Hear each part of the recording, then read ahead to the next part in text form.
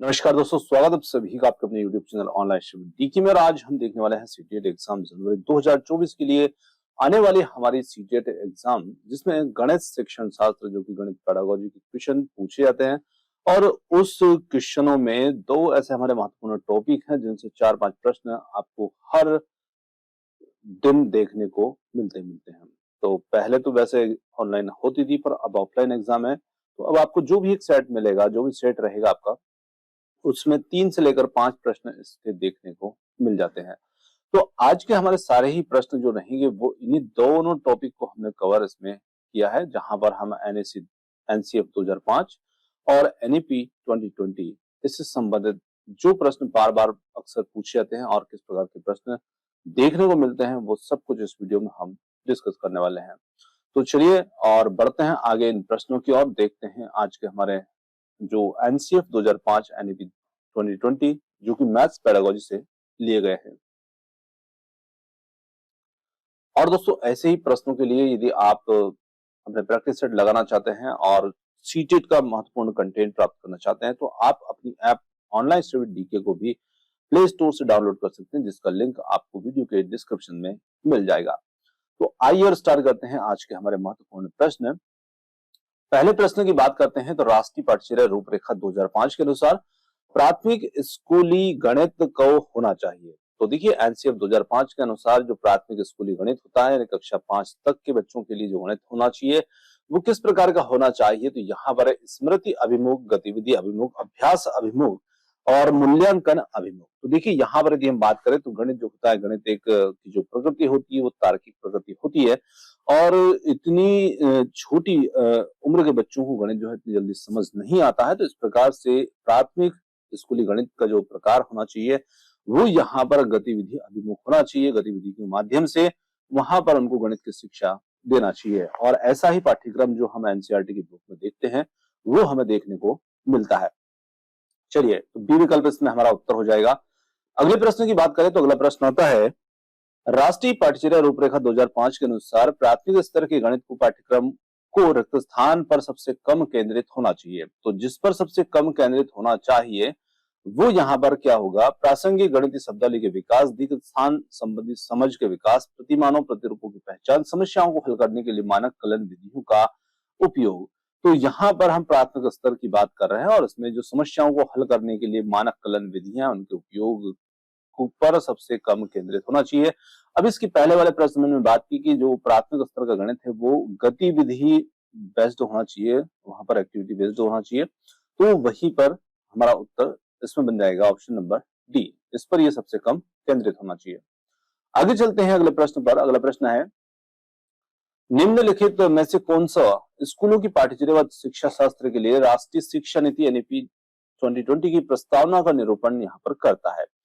अधिगम समग्र और एकीकृत होना चाहिए और 5+3+3+4 के नए डिजाइन में स्कूल पाठ्यक्रम और शिक्षण शास्त्र को पुनर्गठित करना चाहिए।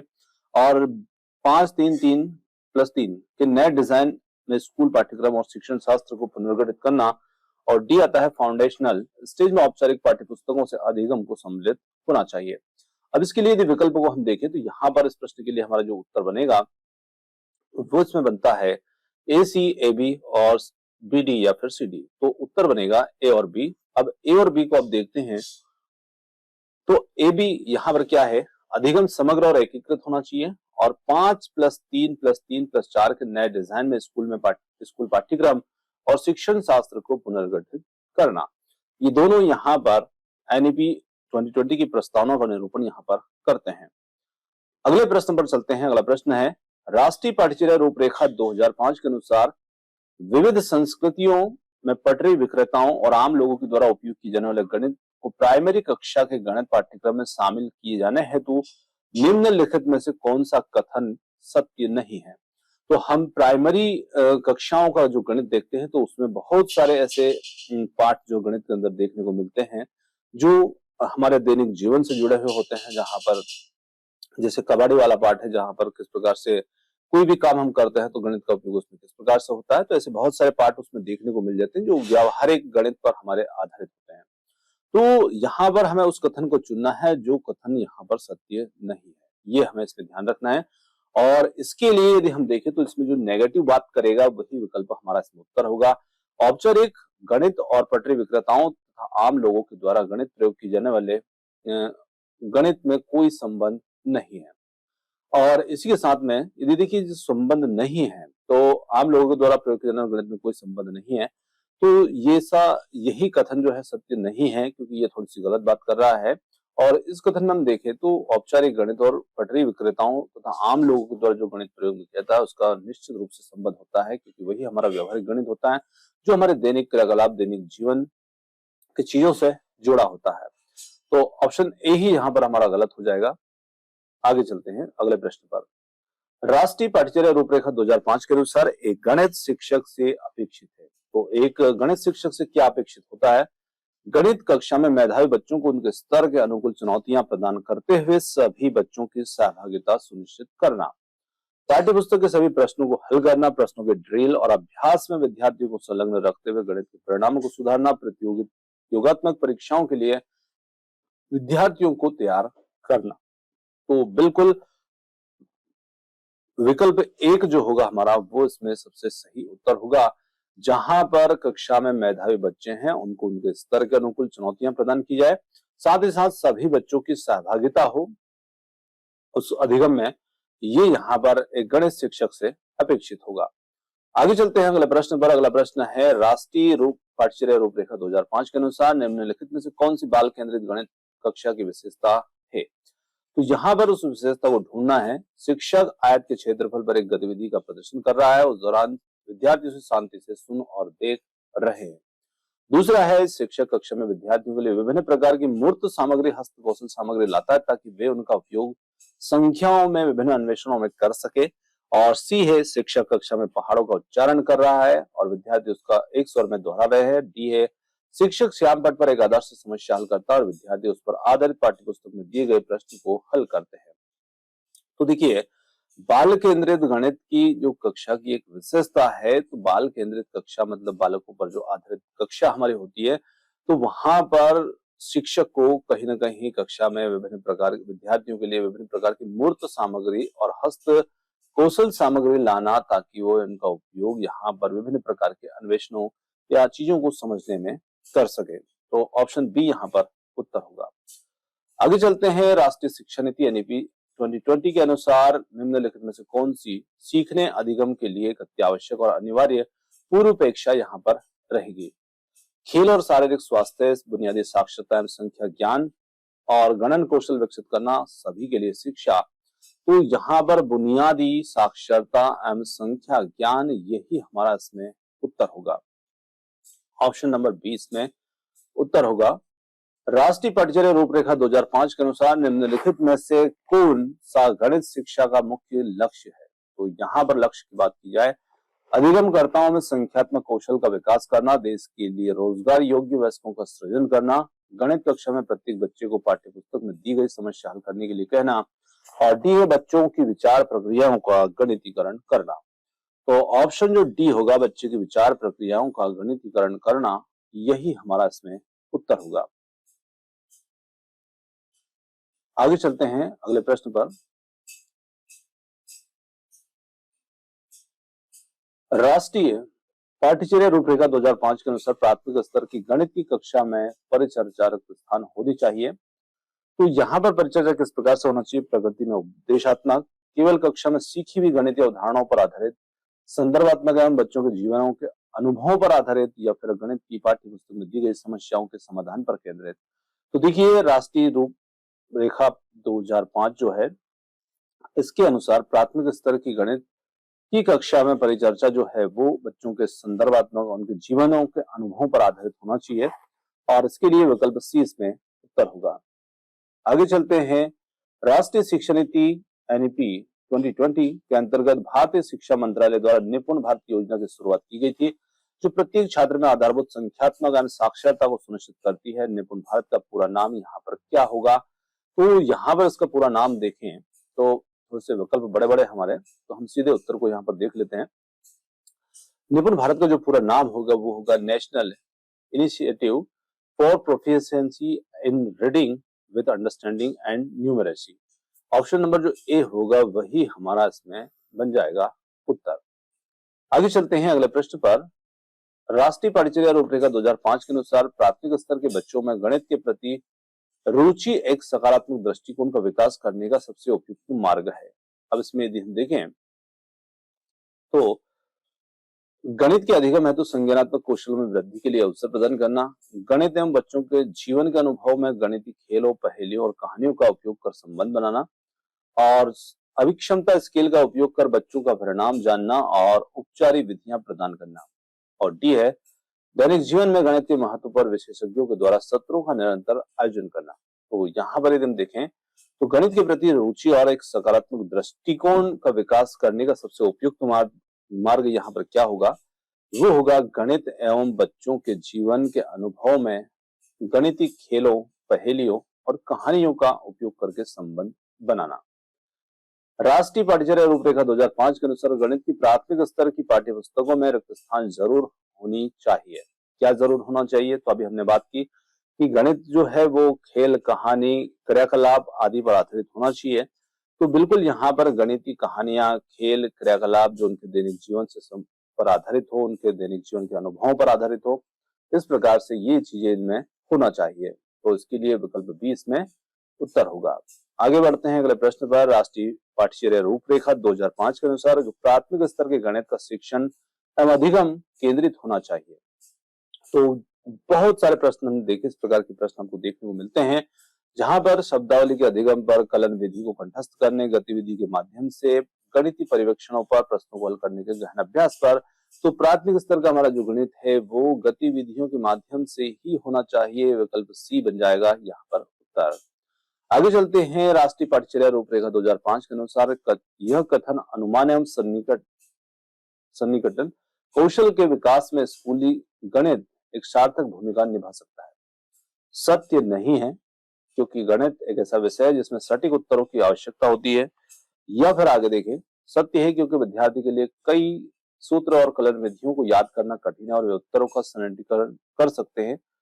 सत्य है क्योंकि यह प्रश्नों को हल करने के लिए समय की बचत करता है। सत्य है क्योंकि कई वैज्ञानिक गणितीय और प्रतिदिन की समस्याओं के हल में अनुमान और सन्निकटीकरण निहित है। तो यहाँ पर हम देखते हैं कि ये जो कौशल होगा ये सत्य है क्योंकि हम कई जगह पर ऐसा अनुमान इसमें लगा लेते हैं। तो निश्चित रूप से ऑप्शन डी यहाँ पर हमारा उत्तर होगा। राष्ट्रीय पाठ्यचर्या रूपरेखा 2005 के अनुसार स्थान को प्राथमिक स्तर पर गणित में सबसे कम महत्वता देनी चाहिए। तो किसको? तर्क के विवेचन, सटीकता, समस्या समाधान, दृष्टिकरण। तो देखिए सटीकता प्राथमिक स्तर पर बच्चों में इतनी ज्यादा देखने को नहीं मिलती। तो बच्चे यदि प्रयास कर रहे हैं तो वही बहुत कुछ होता है।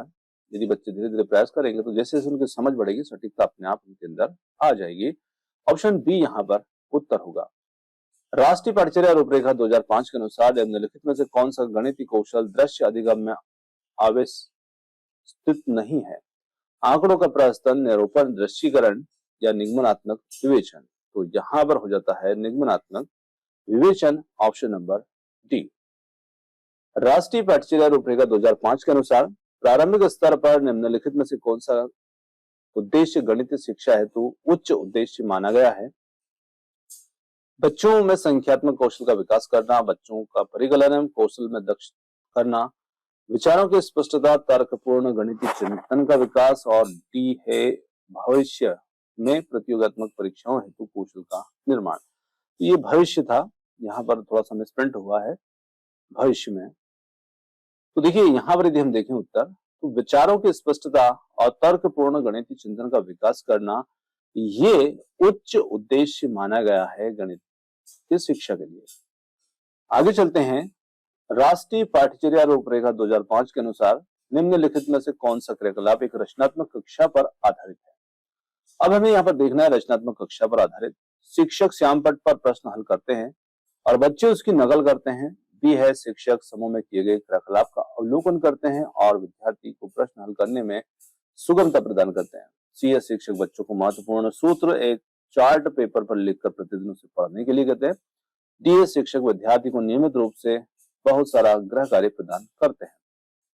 तो यहाँ पर यदि हम देखें तो शिक्षक समूह में किए गए क्रियाकलाप का अवलोकन करते हैं और विद्यार्थियों को प्रश्न हल करने में सुगमता प्रदान करते हैं। आगे चलते हैं। राष्ट्रीय शिक्षा नीति 2020 के अनुसार कक्षा 1 से पूर्व प्रारंभिक बाल्यावस्था अवधान एवं शिक्षा ECC का उद्देश्य क्या होना चाहिए? तो यहाँ पर इसका उद्देश्य क्या होना चाहिए? शिक्षार्थियों में परिकलन कौशल का विकास, शिक्षार्थियों में मूल गणन कौशल का विकास, बच्चों का कुछ संख्याओं के नाम लिखना सिखाना, बच्चों को गिनती एवं गुणन के पहाड़े याद करवाना। तो बच्चों में मूल गणन कौशलों का विकास करना, ये हमारा इसका उद्देश्य होना चाहिए। राष्ट्रीय पाठ्यचर्या रूपरेखा 2005 के अनुसार प्राथमिक कक्षा की NCERT पाठ्य पुस्तकों में भोपाल यात्रा, कबाड़ बेचने वाला और इत्यादि जैसे पाठ देने का सर्वाधिक उपयुक्त उद्देश्य क्या है? तो देखिए यहाँ पर ये जो पाठ हमने इसके ऊपर पहले बात की, ऐसे पाठ जो देखने को मिलते हैं वो बच्चों के दैनिक जीवन से जुड़े होते हैं।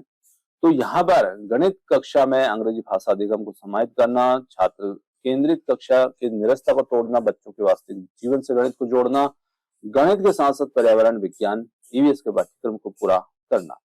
तो यहाँ पर गणित जो बच्चों को वास्तविक या दैनिक जीवन से गणित को जोड़ा जा रहा है। इन पाठों के माध्यम से ऑप्शन सी इसमें उत्तर होगा। निम्नलिखित में से कौन सा बंद सिरे वाला प्रश्न है? सभी समअभाज्य संख्याओं की सूची बनाओ। 20 और 30 के बीच अभाज्य संख्याओं को लिखो। यदि दो संख्याओं का योगफल 14 है तो तब वह दो संख्याएं कौन सी होगी? अब इसमें सही विकल्प यदि हम देखें तो बंद सिरे वाले प्रश्न की इसमें बात की गई है। तो बंद सिरे वाला प्रश्न के रूप में ए बी रहेगा। सभी समअभाज्य संख्याओं की सूची बनाओ। तो यहाँ पर सभी मतलब कि बहुत सारे बच्चे जो है वो कोई सी सम संख्या ले सकते हैं, उनकी सूची बना सकते हैं। 20-30 के बीच की अभाज्य संख्या लिखो जिनके उत्तर एक से ज्यादा हो सकते हैं। तो ये प्रश्न हमारे बंद सिरे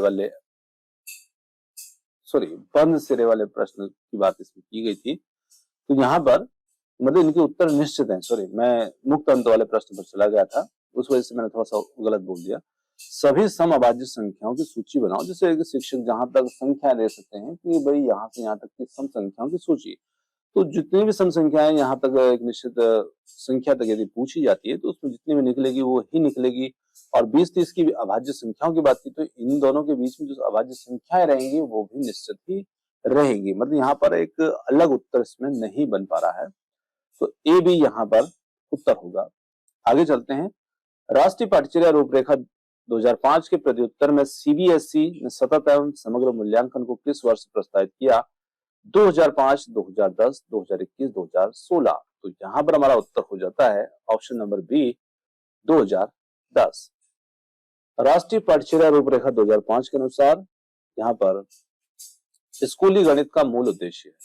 ये थोड़ा सा मिसप्रिंट हुआ, ये स्कूली था और इस प्रकार से था। स्कूली गणित का मूल उद्देश्य है संख्याओं पद्धति का शिक्षण, मात्राओं के मापन का शिक्षण, समस्या समाधान के लिए गणितीय विवेचन तर्कना का विकास, गणितीय सूत्रों के द्वारा समस्याओं को हल करना। तो यहाँ पर हो जाता है ऑप्शन नंबर सी समस्या समाधान के लिए गणितीय विवेचना तर्कना का विकास। राष्ट्रीय शिक्षा नीति 2020 अनुशंसा करती है कि गणित एवं परिकलन चिंतन पर विद्यालयों में अधिक बल दिया जाएगा रिक्त स्थान से प्रारंभ करके। तो यहाँ पर हो जाता है ऑप्शन ए बुनियादी स्तर। राष्ट्रीय पाठ्यचर्या रूपरेखा 2005 गणित की पाठ्यचर्या को महत्वाकांक्षी होने के लिए तर्क प्रस्तुत करता है। इस दृष्टि को दर्शाने के लिए निम्नलिखित में से कौन सा सर्वाधिक यहाँ पर उपयुक्त होगा? तो पाठ्यचर्या का संख्या ज्ञान में विद्यार्थी की क्षमताओं के विकास करना आवश्यक है, या फिर पाठ्यचर्या का गणितीय चिंतन विवेचन होने के लिए विद्यार्थी के आंतरिक संसाधनों का विकास करना आवश्यक है। सी है पाठ्यचर्या का गणितीय पहेलियों को हल करने में विद्यार्थी की क्षमता का विकास करना आवश्यक है। अब इसके लिए विकल्प को देखें तो ए सी है, बी सी, ए बी और केवल बी। तो यहाँ पर हमारा जो उत्तर बनेगा वो बन जाएगा केवल बी, जिसमें हम देखें कि महत्वाकांक्षी होने के लिए जो तर्क प्रस्तुत करता है वो विकल्प यहाँ पर होगा बी।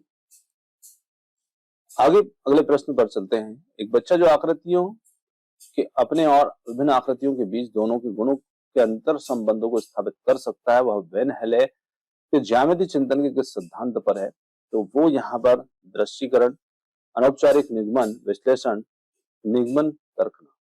तो यहाँ पर बच्चा जो होगा वो अनौपचारिक निगमन स्तर 2 पर यहाँ पर रहेगा।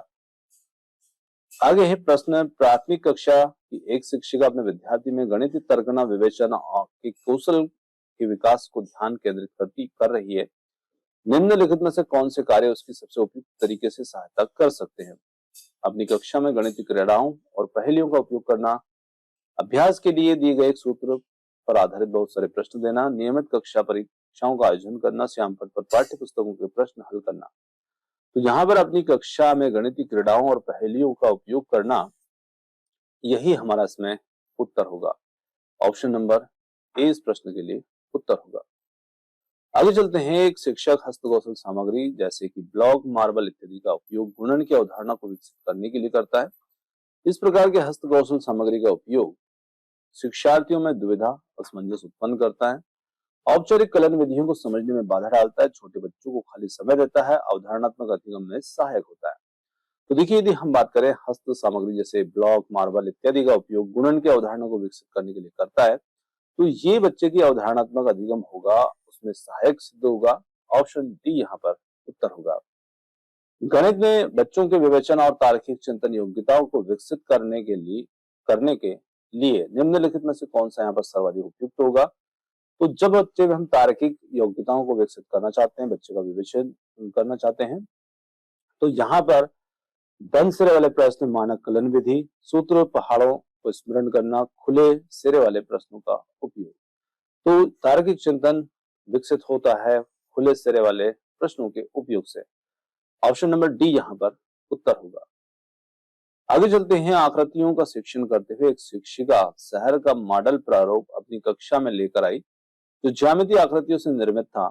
वह चाहती है कि उनके विद्यार्थी मॉडल से ज्यामितीय आकृतियों की पहचान करते हुए कुछ खाली समय बिताएं, गणितीय अवधारणा को विभिन्न अन्य विशेष क्षेत्रों और उनके दैनिक जीवन से जोड़ें। ऐसे और प्रारूप मॉडल निर्मित करें जो गणित की प्रदर्शनी में प्रदर्शित किया सके और गणित में प्रारूप मॉडलों की भूमिका को समझे।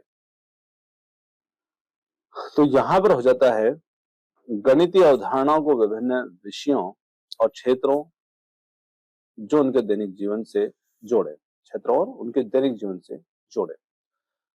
दोस्तों, यहाँ पर आज के जो गणित के प्रश्न थे, जिसमें हमने एनईपी 2020 एनसीएफ 2005 कुछ एक प्रश्न जो थे वो थोड़े से अतिरिक्त थे। तो यहाँ पर ये प्रश्न आपको कैसे लगे कमेंट्स करके जरूर बताइएगा, और वीडियो यदि पसंद आया तो वीडियो को लाइक, शेयर, चैनल को सब्सक्राइब करना मत भूलिएगा। आपने जो समय दिया उसके लिए बहुत बहुत धन्यवाद। Thanks for watching. मिलते हैं जल्दी ही एक और नए वीडियो के साथ। धन्यवाद।